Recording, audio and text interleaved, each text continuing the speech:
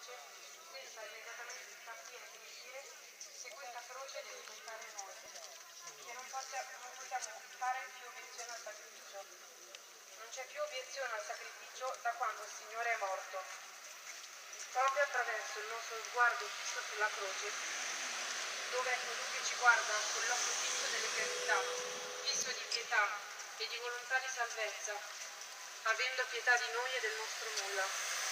Attraverso lo sguardo fisso alla croce diventa esperienza di redenzione quello che sarebbe una cosa così estranea da sembrare a noi astratta, arbitrariamente creata. È fissando la croce che noi impariamo a percepirne sperimentalmente l'invadente presenza e le necessità di grazia per la perfezione della nostra vita, per la gioia della nostra vita. È nella Madonna che l'adorazione del nostro cuore trova il suo esempio e la sua forma. Infatti, non può appena per Cristo la condizione della croce. La morte di Cristo in croce salva il mondo non isolato in se stessa. Non è da solo che Cristo salva il mondo, ma è quell'adesione di ognuno di noi alla sofferenza e alla croce. Lo dice San Paolo. Io compio nella mia carne d'uomo i sacrifici che mancano alla croce di Cristo, alla passione di Cristo. My jesteśmy grzesznikami, a śmierć Chrystusa nas ocala.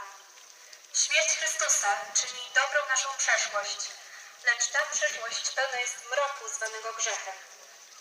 To śmierć Chrystusa nas ocala.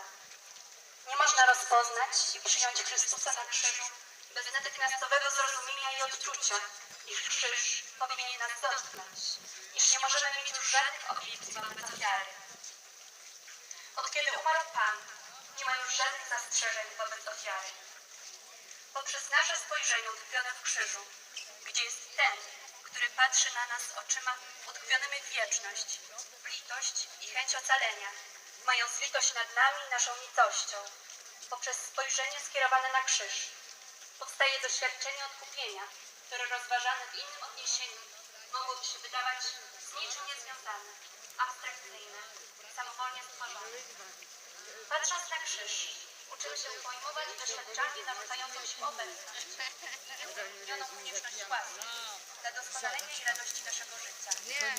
To w Maryi postawa adoracji właściwa Zanim ja naszemu przejdę do sercu, grobu, nie ma wody, nie? nie ma Nie ma wody. istotna.